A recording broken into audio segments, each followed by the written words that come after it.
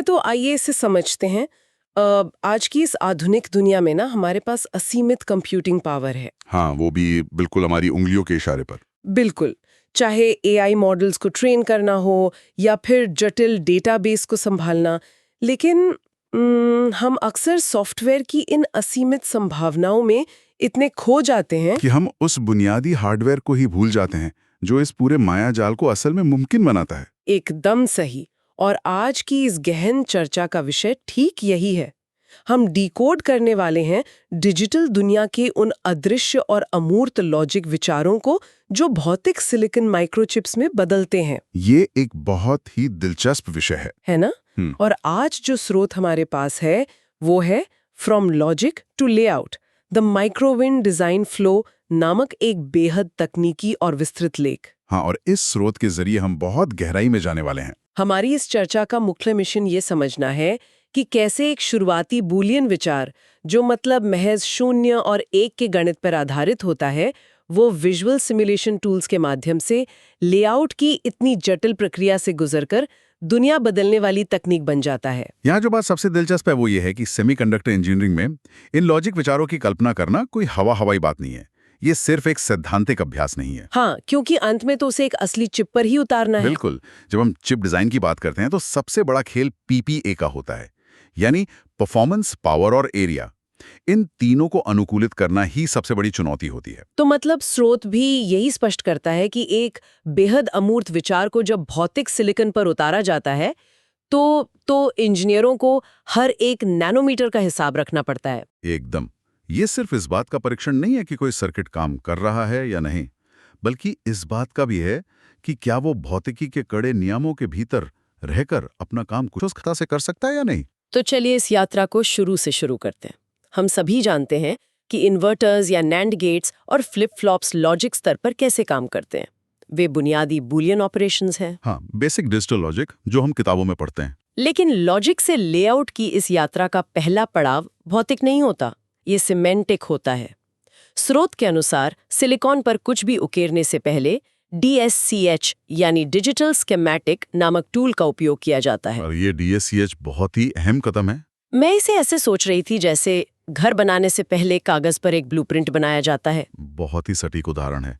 DSCH का इस्तेमाल logic circuit को सिमेंटिक स्तर पर डिजाइन और वेरीफाई करने के लिए ही होता है, जहां गेट्स और वायर्स के सिंबल्स का उपयोग करके ये पक्का किया जाता है कि मूल लॉजिक बिल्कुल सही है। और सेमांटिक स्तर पर इस डिजाइन प्रक्रिया का सबसे बड़ा फायदा पता है क्या है? यहाँ डिजाइनर भौतिक दुनिया की बंदिशों से पूरी तरह मुक्त होता है। मतलब कोई रेजिस्टेंस या प्रतिरोध नहीं। बिल्कुल नहीं। DSCH एक ऐसा वातावरण देता है जहां कोई रेजिस्टेंस नहीं है। सिग्नल बिना किसी देरी के, बिना किसी डिले के एक बिंदु से दूसरे बिंदु तक पहुंचते हैं। एक आदर्श दुनिया। हाँ, एक गणितीय रूप से आदर्श ब्रह्मांड। यहाँ मुख्य फोकस सिर्फ सत्य सारणी या ट्रूथ टेबल और लॉजिक गेट्स की शुद्धता पर होता है। लेकिन क्या ये आदर्श स्थिति हमें एक झूठा आत्मविश्वास नहीं देती? क्योंकि DSCH के उस ब्रह्मांड में तो तार की लंबाई 0 मानी जाती है, वहां कोई ऊर्जा भी नष्ट नहीं हो रही है। यही तो कैच है। मतलब लॉजिक में जो चीज काम कर रही है वो स्क्रीन पर तो एकदम परफेक्ट दिखती है, पर क्या ये आश्वस्त होना काफी है कि वो सिलिकॉन पर भी वैसे ही काम करेगी? यही तो सबसे बड़ा धोखा है। और यहीं से अगर हम इसे व्यापक संदर्भ से जोड़ें तो माइक्रोविंड जैसे टूल की असली प्रासंगिकता शुरू होती है। क्योंकि अब हमें उस आदर्श गणितीय दुनिया से बाहर आना है। बिल्कुल। एक बार जब DSCH में लॉजिक वेरीफाई हो जाता है तब यह सर्किट माइक्रोविंड के दायरे में प्रवेश करता है।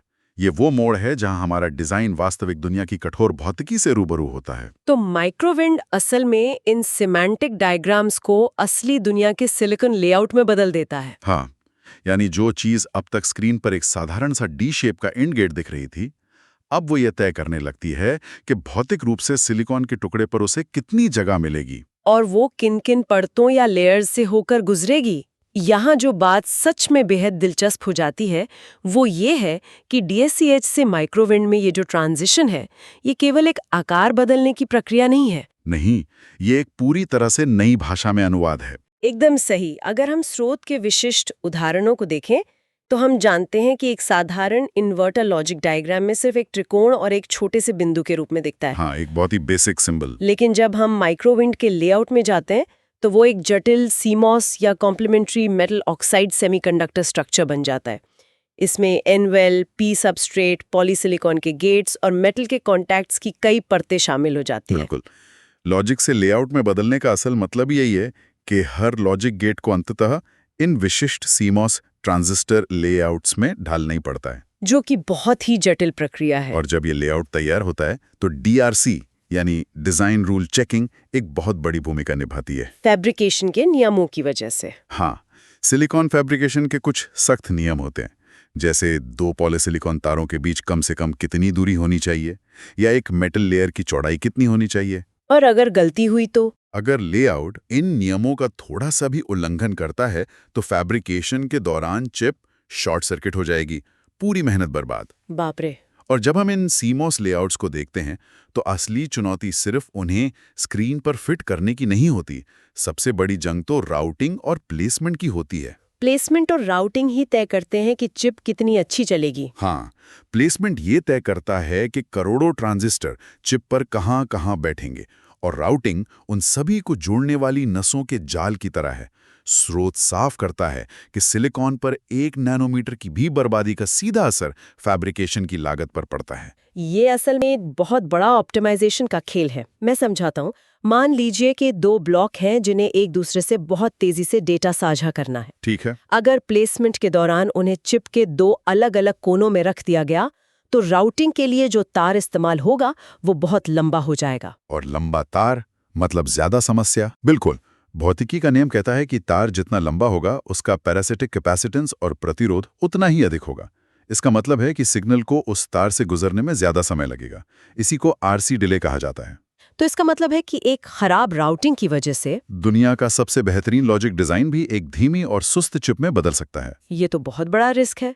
इसके अलावा स्रोत ये भी बताता है कि एक लंबा तार एक एंटेना की तरह भी व्यवहार करने लगता है, जो आसपास के अन्य सिग्नल्स में क्रॉसटॉक या शोर पैदा कर सकता है। हाँ, इलेक्ट्रोमैग्नेटिक इंटरफेरेंस की वजह से। और सिलिकॉन एरिया तो वैसे भी प्राइम रियल एस्टेट है। 1 माइक्रोमीटर की बर्बादी अगर एक चिप में होती है तो पूरे सिलिकॉन वेफर पर वो बर्बादी लाखों डॉलर के नुकसान में बदल जाती है। एकदम सही। इसलिए सिलिकॉन एरिया को कम से कम रखना महज एक डिजाइन का शौक नहीं है, बल्कि एक भारी आर्थिक मजबूरी है।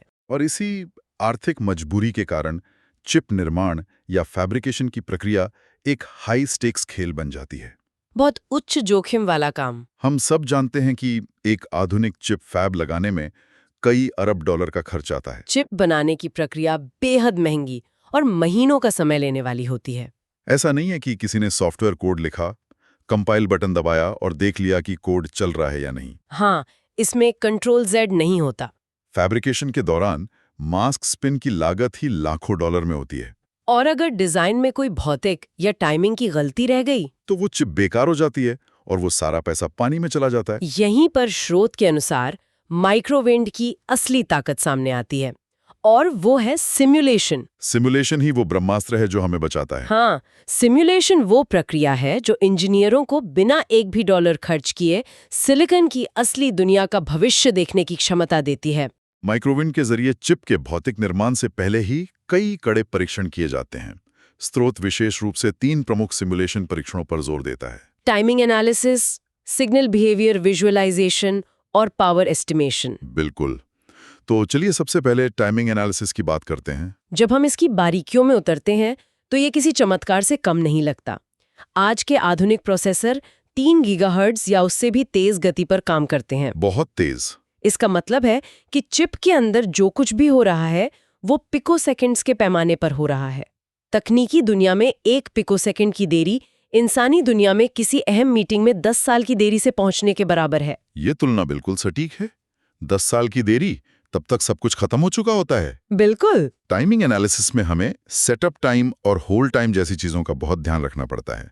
ये सुनिश्चित करना होता है कि क्लॉक का सिग्नल सर्किट के हर एक कोने में बिल्कुल एक ही समय पर पहुंचे। और अगर ऐसा ना हो तो उसे क्लॉक स्क्यू कहा जाता है, जो चिप के लिए जानलेवा हो सकता है। माइक्रोविंड ये विश्लेषण करने में मदद करता है कि तारों की लंबाई, ट्रांजिस्टर के आकार और पैरासिटिक कैपेसिटेंस के कारण कहीं कोई टाइमिंग में ऐसी गड़बड़ी तो नहीं हो रही जो पूरे सिस्टम को ही क्रैश कर दे। और इसके बाद आता है सिग्नल बिहेवियर विजुअलाइजेशन। जब हम DSCH या किसी बेसिक लॉजिक सिम्युलेटर में सिग्नल देखते हैं तो वो एक आदर्श स्क्वायर वेव की तरह दिखता है, तुरंत 0 से 1 पर जाना और वापस आना। एक परफेक्ट दुनिया का परफेक्ट सिग्नल। हाँ, लेकिन माइक्रोवेव में जब हम उसी सिग्नल को देखते हैं तो वास्तविकता सामने आती है। असल भौतिक दुनिया में कोई भी सिग्नल परफेक्ट नहीं होता। बिल्कुल नहीं। भौतिक दुनिया में वोल्टेज को 0 से उच्च स्तर तक पहुंचने में कुछ समय लगता है, जिसे राइज टाइम कहते हैं। जब सिग्नल एक गेट से दूसरे गेट में जाता है तो उसमें उतार चढ़ाव आते हैं। मतलब उसमें ग्लिचेस आ सकते हैं। हाँ, ग्लिचेस आ सकते हैं या आईआर ड्रॉप यानी वोल्टेज ड्रॉप हो सकता है। ये देखना बहुत महत्वपूर्ण है कि क्या सिग्नल अपनी ताकत खो तो नहीं रहा है, क्या वो नॉइज मार्जिन के भीतर बना हुआ है। और माइक्रोवेव इंजीनियरों को स्क्रीन पर ही इन सिग्नल्स की असली भौतिक तरंगों का अध्ययन करने की सुविधा देता है, जो कि बहुत शानदार है। अब तीसरे और शायद आज के मोबाइल फर्स्ट युग के सबसे महत्वपूर्ण पहलू की बात करते हैं। Power estimation. एकदम सही, पावर मैनेजमेंट। ये सिर्फ हमारे फोन की बैटरी लाइफ बचाने तक सीमित नहीं है। हाँ, क्योंकि अगर चिप के अंदर अरबों ट्रांजिस्टर एक ही समय पर स्विच कर रहे हैं तो वो इतनी ऊष्मा या गर्मी पैदा करेंगे कि बिना सही डिजाइन के वो सिलिकॉन का टुकड़ा एक मिनी हीटर बन जाएगा। और इसी को थर्मल थ्रॉटलिंग कहा जाता है, जब फोन या लैपटॉप बहुत गर्म होकर धीमा हो जाता है।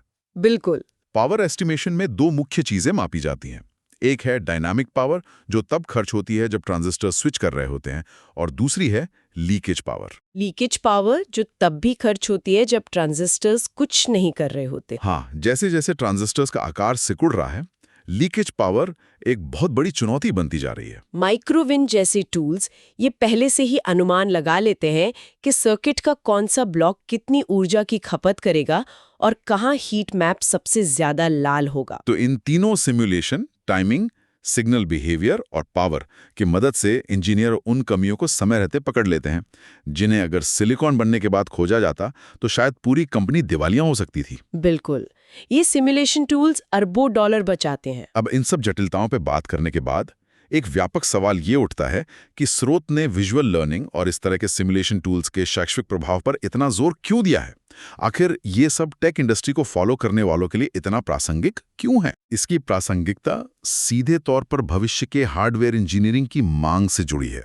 देखिए, जब कोई छात्र या जूनियर इंजीनियर केवल थ्योरी में पार्शियल डिफरेंशियल समीकरण हल करके ट्रांजिस्टर के करंट की गणना करता है तो वो पूरी तस्वीर नहीं देख पाता, वो सिर्फ नंबर देख रहा होता है। हाँ, लेकिन जब वही व्यक्ति माइक्रोविंड का उपयोग करके लेआउट में बदलाव करता है और तुरंत विजुअल रूप से देखता है कि कैसे उस एक बदलाव ने सिग्नल में डिले पैदा कर दिया या पावर की खपत बढ़ा दी, तो एक गहरी समझ पैदा होती है, जिसे हम इंजीनियरिंग इंट्यूशन कह सकते हैं। बिल्कुल, वही इंजीनियरिंग इंट्यूशन जो भविष्य के लिए बहुत जरूरी है। ये एक बहुत ही अहम बिंदु है।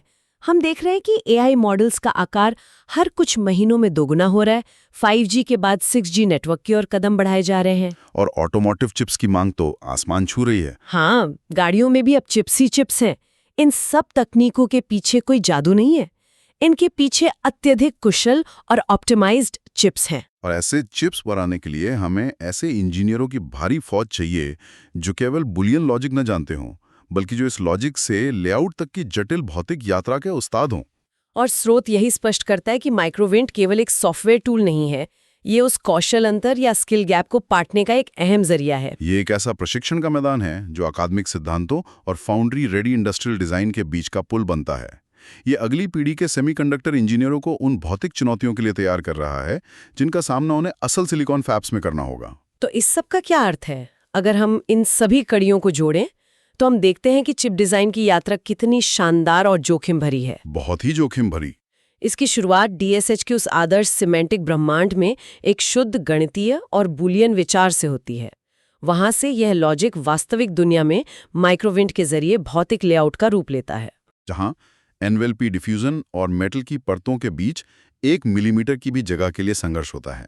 और अंततः इसे टाइमिंग, पावर और सिग्नल के बेहद कड़े सिमुलेशन से गुजरना पड़ता है। ये पूरी चर्चा ये समझने का एक बेहतरीन अवसर देती है कि तकनीकी दुनिया में विचार को हार्डवेयर में बदलने के पीछे कितना पसीना, सटीक गणित और गहरी इंजीनियरिंग छिपी है। ये यात्रा निश्चित रूप से अमूर्त से मूर्त तक का एक चरम उदाहरण है। लेकिन जब हम इस पूरी प्रक्रिया की गहराई में जाते हैं तो एक महत्वपूर्ण और उत्तेजक प्रश्न भी खड़ा करता है। वो क्या? देखिए, आज माइक्रोवेव जैसे टूल्स माइक्रोस्कोपिक स्तर पर पैरासाइटिक कैपेसिटेंस और पावर की इतनी सटीक भविष्यवाणी कर रहे हैं क्योंकि हम ट्रांजिस्टर्स को एटॉमिक स्तर तक छोटा करते जा रहे हैं। मूर का नियम अपनी भौतिक सीमाओं से टकरा रहा है। हाँ, क्योंकि हम सिलिकॉन को और कितना छोटा कर सकते हैं, उसकी भी तो एक हद है। बिल्कुल। तो बड़ा प्रश्न ये है, क्या भविष्य में सिलिकॉन की भौतिक सीमाएं इतनी अधिक सिकुड़ जाएंगी और क्वांटम टनलिंग जैसी समस्याएं इतनी बढ़ जाएंगी कि हमें उस बुनियादी बूलियन लॉजिक के गणित को ही पूरी तरह से छोड़ना पड़ेगा जिस पर हम अब तक निर्भर रहे हैं? ये तो पूरे फाउंडेशन को ही बदलने की बात हो गई। हाँ, क्या ये संभव है कि जो 0 और 1 का लॉजिक आज हमारी पूरी डिजिटल दुनिया का आधार है, उसे ही एक दिन न्यूरोमॉर्फिक या क्वांटम लेआउट की किसी बिल्कुल नई व्यवस्था के लिए अपनी जगह खाली करनी पड़े? ये एक ऐसा विचार है जो इस पूरी चर्चा के नजरिए को ही पलट कर रख देता है। जिस बूलियन लॉजिक को हम आज सबसे अकाट्य सत्य मानकर सिलिकॉन पर उकेर रहे हैं, भौतिकी की अंतिम सीमाएं शायद उससे भी अप्रचलित कर दें। विज्ञान में कुछ भी स्थायी नहीं है। ये भविष्य के लिए एक बेहद दिलचस्प संभावना है। आज की इस गहरी चर्चा के लिए बस इतना ही। जल्द ही एक और ऐसी ही दिलचस्प चर्चा के साथ वापस लौटेंगे।